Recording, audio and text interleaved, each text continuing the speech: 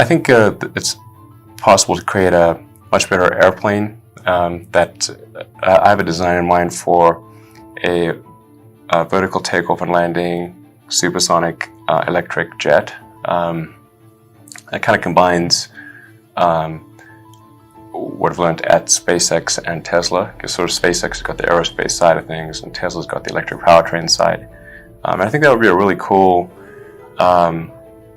vehicle to have in the world, because you wouldn't need big runways, and you could get places fast, and be relatively quiet, and of course it would be very low cost to operate, and good for the environment and all that.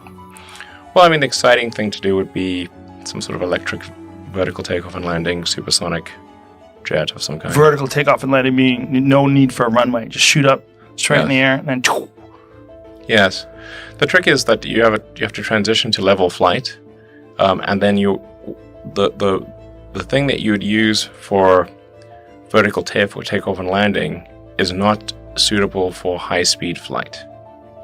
The interesting thing about an electric plane is that you want to go as high as possible, but you need a certain energy density in the battery pack, because you have to overcome gravitational potential energy. Once you've overcome gravitational potential energy and you're at a high altitude, the energy you use in cruise is very low, and then you can recapture a large part of the gravitational potential energy on the way down.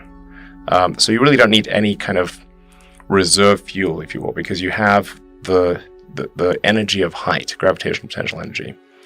This is a lot of energy. So once you can get high, the way to think about a plane is it's a force balance. So the force balance. So a plane that is not accelerating is a neutral force balance.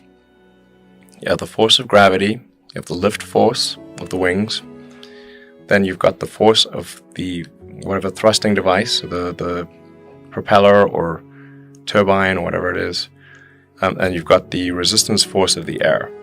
Now, the higher you go, the lower the air resistance is.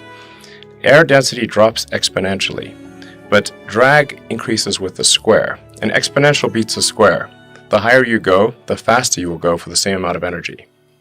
And at a certain altitude, you can go supersonic with less energy per mile, quite a lot less energy per mile than an aircraft at 35,000 feet, because it's just a force balance.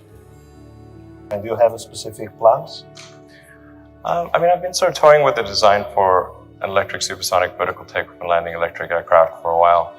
I'd love to do it, but I think my mind would explode. It's like pretty saturated working on electric cars and rockets. I think the optimal sort of air transport solution is a VTOL electric supersonic plane, and it actually works together quite well for a bunch of reasons. In particular, the higher you go, the better the more efficient the electric aircraft is. Whereas if you have a combustion aircraft, as you get higher, it tends to get worse because you have a kind of a fixed aperture. And air scoop. Yeah, like the engine is the hole in the front of the engine is a fixed size, and so you have to pick a particular cruising altitude, and so you've got to figure out how do you get the right amount of air at sea level all the way through really high altitude, and then you've got this issue of supersonic combustion that so you end up having to slow the air down, and it ends up being not that efficient. But an electric aircraft would just get better and better as it got higher, and then electric motors have a higher power to weight ratio than a combustion engine, so you could actually have the power to do the vertical takeoff and landing part with a fairly small motor compared to combustion, and then you could get rid of the elevator and rudder, so you don't need the rear control surfaces if you gimbal the motor. But the real trick of it is how do you make it really long range and at least as safe as existing aircraft. But those are really the only two questions on that front, I think.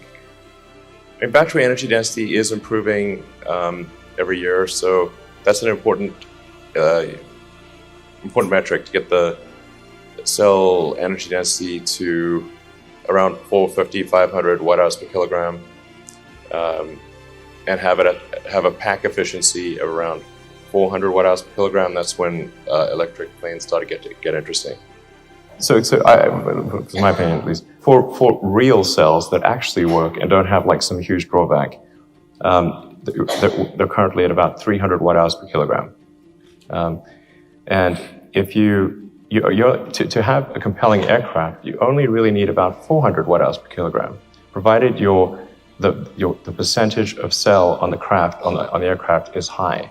It doesn't need to be anywhere near as high as it is on a rocket, but if it's sort of at the 70% level at 400 watt-hours per kilogram, you can do very decent range.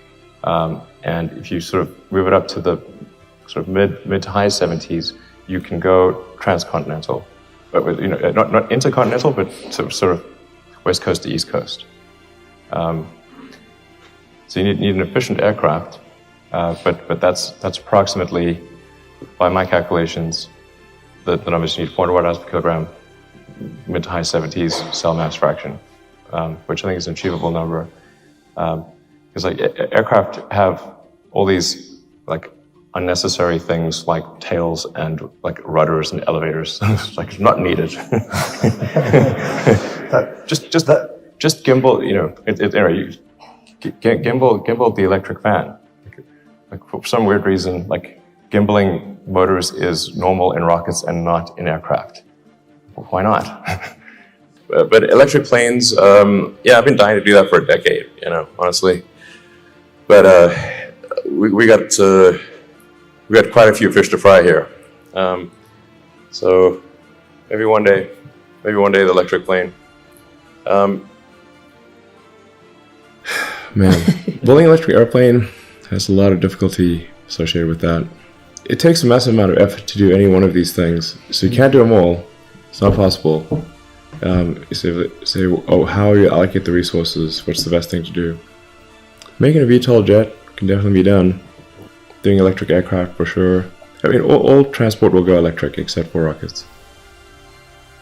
I think it's incredibly hard to bring an aircraft to production and meet all of the regulatory requirements worldwide.